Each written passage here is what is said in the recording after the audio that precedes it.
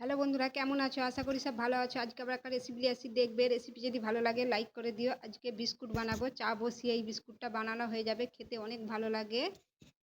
তার জন্য এখানে আমি চিনি নিয়েছি হাফ বাটি, দেখতেই পাচ্ছ, আর একটা এলাচ নিয়েছি। এখানে হাফ বাটি তেল নিয়েছি, যতটা চিনি নিয়েছি ততটাই তেল নিয়েছি, আর এক বাটি ময়দা নিয়েছি। চলো তাহলে এটা বানাই, খুব ভালো লাগে খেতে। চা বসিয়ে এই বিস্কুট বানানো হয়ে যাবে। এটাই চিনিটা পিষে দিচ্ছি, এলাচটা দিয়ে দিচ্ছি, একটা এলাই দিয়েছি, তোমরা পারলে দুটো আরে দিতে পারো, আমি একটা এলাই দিচ্ছি। বিচেগুলো দিয়ে দিচ্ছি, চিনিটা দিয়ে দিচ্ছি। চিনিটা আমি ভালো করে পিষে নিচ্ছি। চিনিটা আমি পিষে নিয়েছি, ভালো করে পাউডার করে নিয়েছি, দেখতেই পাচ্ছ। একটা পাত্রে নিয়ে নিচ্ছি, চিনিটা একটা পাত্রে নিয়ে নিয়েছি। যতটা চিনি দিয়েছিলাম ততটাই তেল নিয়েছি, ঢেলে দিচ্ছি তেলটা। আবারও বলছি, যতটা আমি চিনি দিয়েছি ততটাই তেল নিয়েছি, মাপ করে। কিন্তু পানি দেওয়া চলবে না। চিনি আর তেলটা ভালো করে মিক্স করে দিচ্ছি।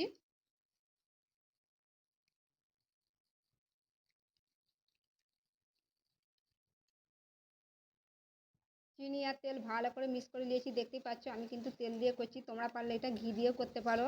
আমি তেল দিয়ে বানাচ্ছি। চিনি আর তেল ভালো করে মিক্স করে নিয়েছি। এক চামচ পাউডার দুধ দিচ্ছি, তোমরা দিতেও পারো নাও পারো। এক চামচ দিচ্ছি পাউডার দুধ। এক বাটি ময়দা দিয়ে দিচ্ছি। এক বাটি ময়দা দিয়ে দিয়েছি। দু চিমটের মতন বেকিং পাউডার দিচ্ছি, দেখতেই পাচ্ছ। ঢেলে দিচ্ছি। সামান্য নুন দিয়ে দিচ্ছি, নুনটা তোমরা দিতেও পারো নাও পারো। সামান্য দিচ্ছি, এক চিমটের মতন। সব কিছু দিয়ে এটা ভালো করে মেখে নিচ্ছি। এটাই কিন্তু একটুকুনো পানি দেওয়া চলবে না। এটা ভালো করে মেখে নিচ্ছে এবারে।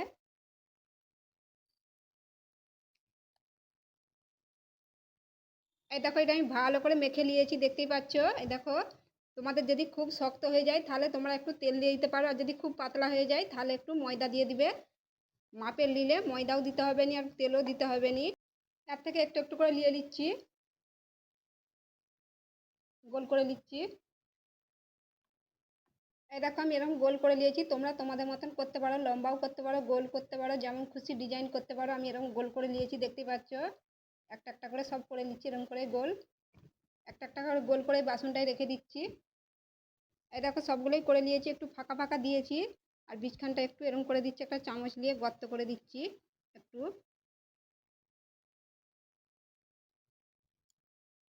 তোমরা বাদামও দিতে পারো। আমি একটা করে কিচমিচ দিয়ে দিচ্ছি, এর বদলে তোমরা বাদাম দিতে পারো। সবগুলোই দিয়ে দিচ্ছি, চলো তাহলে এটা আমরা করে নিই। থেকে একটা কড়া গরম করতে দিয়েছিলাম, কড়াটা একেবারে গরম হয়ে গেছে, ভাপ বেরাচ্ছে, হাতে ভাপ লাগছে। গ্যাস এবারে আস্তে দিয়ে দিচ্ছি। গ্যাস আস্তে দিয়ে দিয়েছি। এটা এবারে বস করে দিচ্ছি।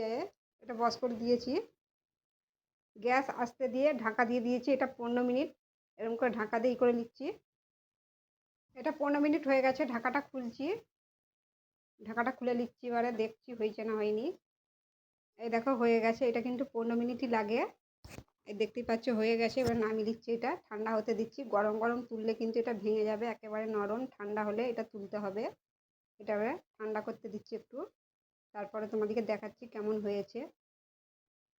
এই দেখো বন্ধুরা, এটা একেবারে ঠান্ডা করে নিয়েছি, গরম গরম তুললে কিন্তু এটা ভেঙে যাবে, এই জন্য একেবারে ঠান্ডা করে এটা তুলতে হবে। এই দেখো তোমাদেরকে দেখাচ্ছি, এই দেখো কত সুন্দর উঠে যাচ্ছে, দেখতেই পাচ্ছ। সবগুলোই তুলে দিচ্ছি একটা পাত্রয়। এই দেখো কত সুন্দর উঠে যাচ্ছে, সবগুলোই তুলে নিয়েছি।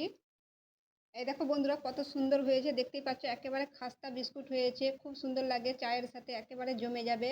এই দেখো, দেখতেই পাচ্ছ। এই দেখো কত সুন্দর হয়েছে। এই দেখো, একদম বালির মতন, চায়ের সাথে একেবারে জমে যাবে। দেখতেই পেয়েছো কত সুন্দর হয়েছে, একেবারে খাস্তা বিস্কুট। চা বসিয়ে এই বিস্কুট বানানো হয়ে যায়, ছোট বড় সবেরই খুব পছন্দ হবে।